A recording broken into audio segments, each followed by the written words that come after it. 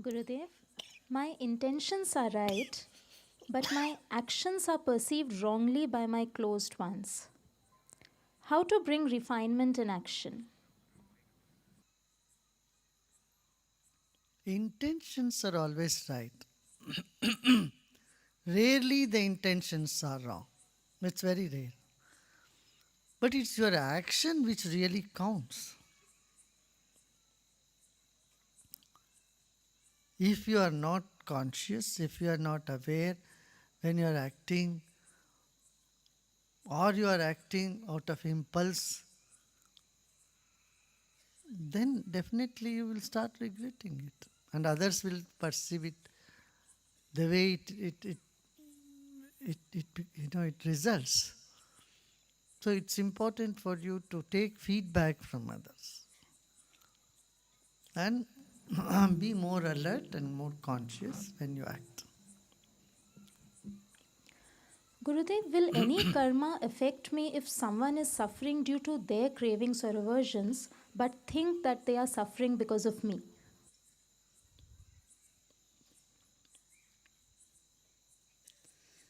No, no, you don't have to worry about them. Yeah. If everybody has to pay back for their karma, they have to go through their karma. And sometimes it's a collective karma which affects others also. Yeah. Gurudev, you said a pure intellect transmits pure thoughts from the self, and a polluted intellect distorts them. What is the intellect polluted by, and what are we doing when we are purifying the intellect? The pure intellect is obvious, it's sattvic in nature. And when the intellect is rajasic, then the result is rajasic. And the intellect is tamasic, is very slow and dull and unaware and with all pent up emotions. Then that intellect which is not clear is what is called impure. Impure means what?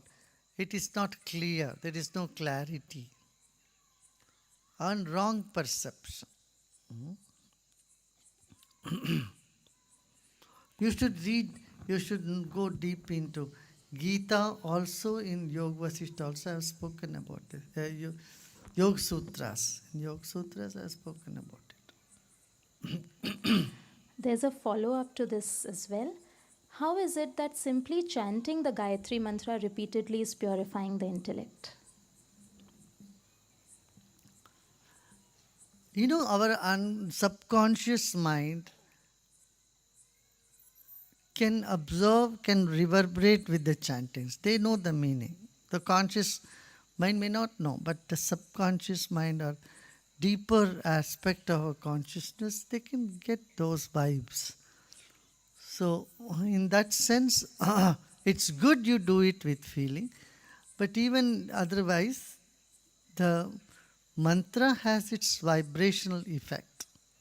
And so that impacts, and its impact goes beyond your conscious mind too.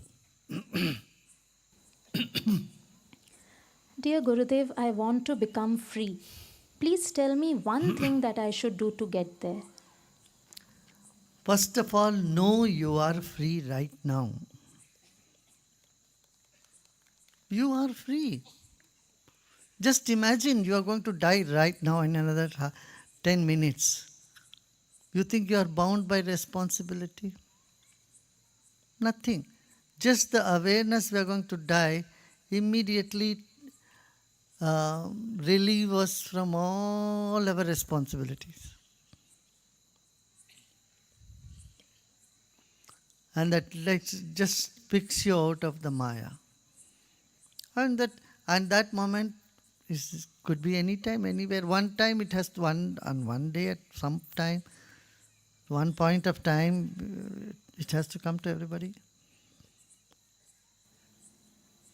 Then you can't say, oh, I have my land registry here, I have my home have to be settled, or I have to partition my wealth to my children, none of this you can think at that time.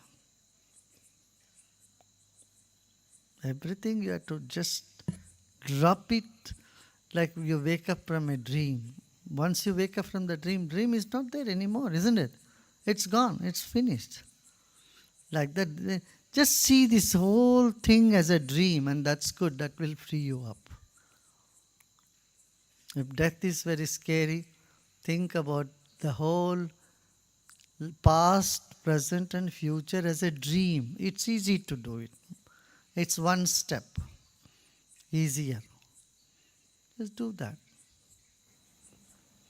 And feel the freedom. Unless you feel free, you can't feel the love. Unless you feel the love, you can't feel content. You can't feel complete in life. And this is the way to do it. Yeah.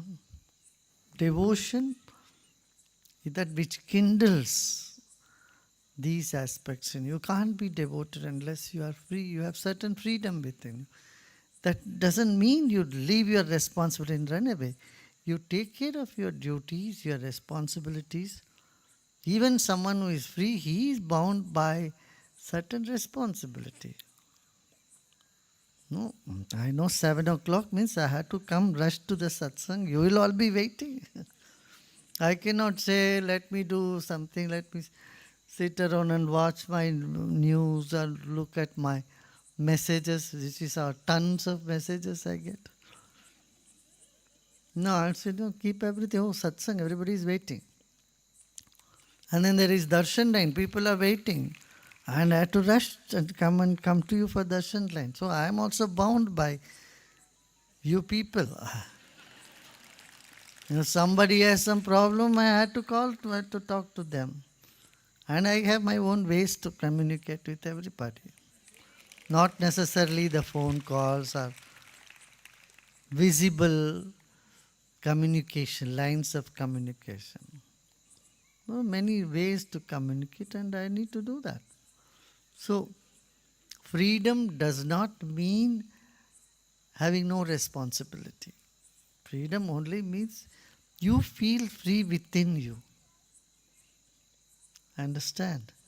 That's what you should just, attend to. Yeah. Gurudev, we know that everyone has to die one day, but why for some people death is so painful and for some it comes very peacefully? What determines the last few weeks or hours of an individual? Well, that's all karma. We'll not discuss about it. It all happens. Why? There are so many whys if you keep asking. Why this, why that, why me?